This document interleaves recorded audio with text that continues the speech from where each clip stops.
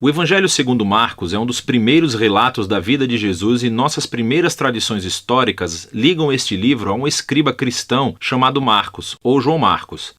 Ele era um colega de Paulo e um parceiro próximo de Pedro.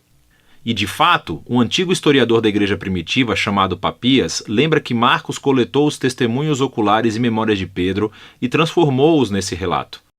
Mas Marcos não juntou as peças aleatoriamente. Ele compôs essa história de Jesus com muito cuidado. No primeiro verso do livro, Marcos faz essa afirmação sobre Jesus. É o começo das boas novas sobre Jesus, o Messias, Filho de Deus.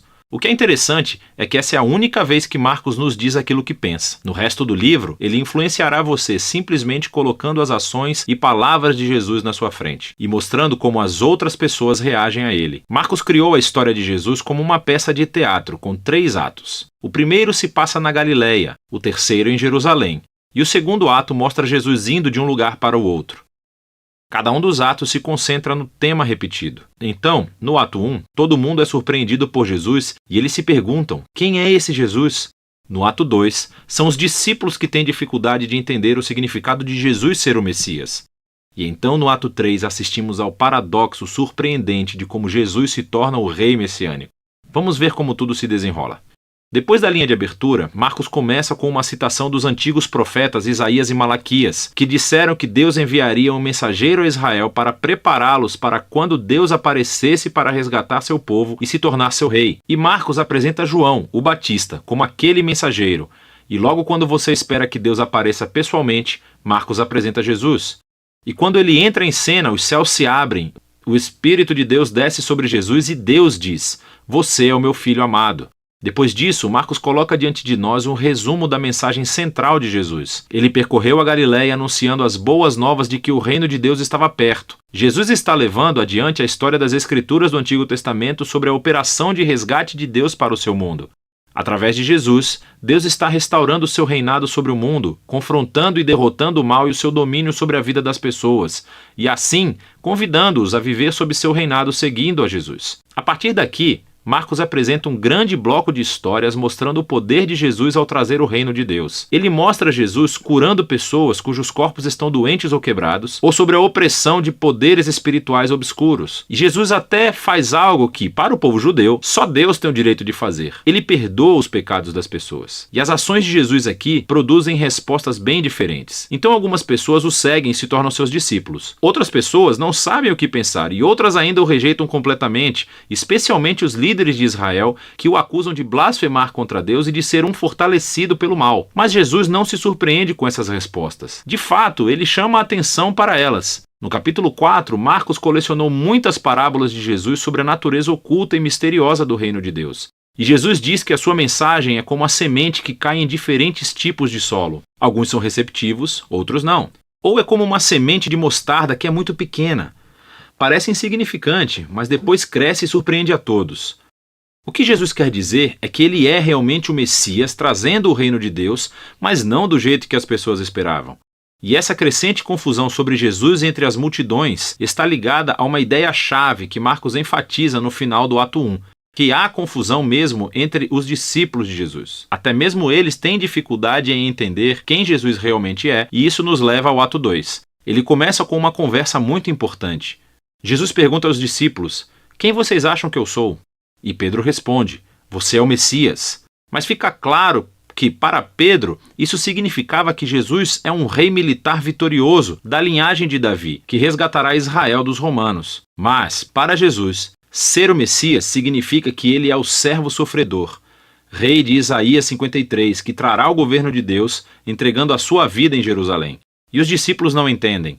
Eles acham que seguir o rei Jesus significa fama, status e importância, e Jesus deixa claro que segui-lo é como morrer, como carregar a sua própria cruz. Significa rejeitar a violência, o orgulho e o egoísmo e dar a própria vida pelos outros em atos de serviço e amor. Ele repete a mesma conversa outras 2 vezes. E tudo isso culmina na declaração importante de Jesus de que o Filho do Homem não veio para ser servido, mas para se tornar um servo e dar a sua vida pelos outros. Ainda assim os discípulos não entendem. Eles respondem com confusão e medo. E assim, aqui no ato 2, Marcos escreveu outra história importante que ecoa a introdução do livro. Jesus leva 3 dos seus discípulos até uma montanha e de repente se transforma. Ele está brilhando com luz e glória e uma nuvem o envolve. Agora, isso é como a glória do Deus de Israel que apareceu há muito tempo atrás no Monte Sinai. E então os 2 profetas que estavam na presença de Deus no Monte Sinai, Moisés e Elias, aparecem ao lado de Jesus enquanto Deus anuncia de novo: "Este é o meu filho amado." Colocando essa história no meio de todas essas conversas no ato 2, Marcos faz uma afirmação surpreendente: que Jesus, Filho de Deus, é a personificação física da própria glória de Deus.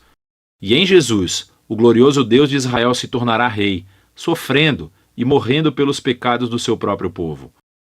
É uma afirmação intrigante, que confunde e assusta os discípulos quando eles saem da montanha, o que nos leva ao ato 3. Jesus faz uma entrada real e pública em Jerusalém para a Páscoa. As pessoas o chamam de Messias. Então ele entra no pátio do templo e afirma sua autoridade real, expulsando os ladrões e bandidos e interrompendo o sistema sacrificial. Isso inicia uma semana inteira de Jesus debatendo e confrontando os líderes de Israel, condenando sua hipocrisia. E eles decidem traçar um plano para matá-lo.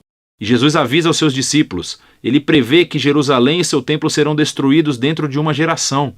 E os seus discípulos serão perseguidos como ele, até que ele retorne um dia para trazer o reino de Deus por todo o mundo. E tudo isso leva à última noite, quando Jesus toma a sua última refeição de Páscoa com os seus discípulos. Uma refeição simbólica que contou a história da libertação de Israel da escravidão através da morte do Cordeiro Pascal. E Jesus toma esses símbolos e lhes dá um novo significado.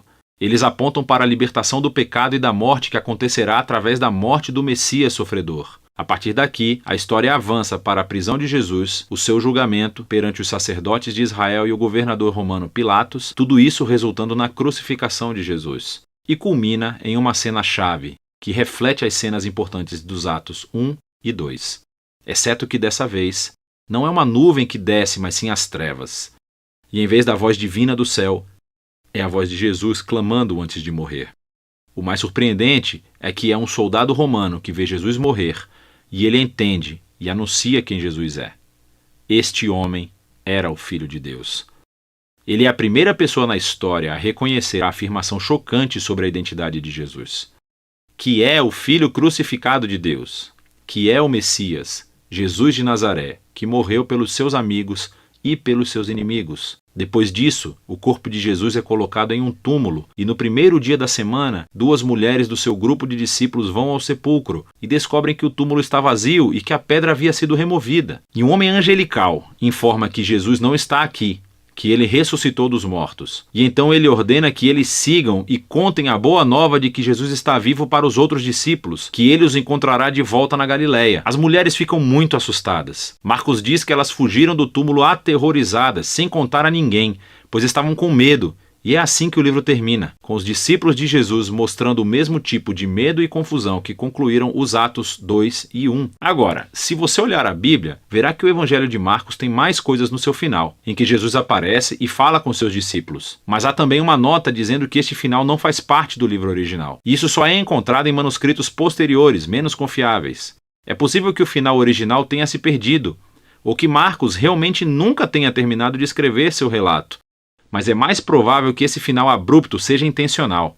Toda a história se concentrou na afirmação chocante que intrigou os discípulos de Jesus do começo ao fim, que esse Jesus sofrido, crucificado e ressuscitado é o Messias, o Filho de Deus, que o amor de Deus e o reino invertido foram revelados quando Jesus morreu pelos pecados do mundo. E assim, essa história termina sem final e força você, o leitor, a lidar com essa afirmação muito estranha e escandalosa sobre Jesus. E você, vai fugir como os discípulos? Ou você vai reconhecer Jesus como seu rei e contar as boas novas? E só você pode responder a essa pergunta. E é disso que trata o Evangelho de Marcos.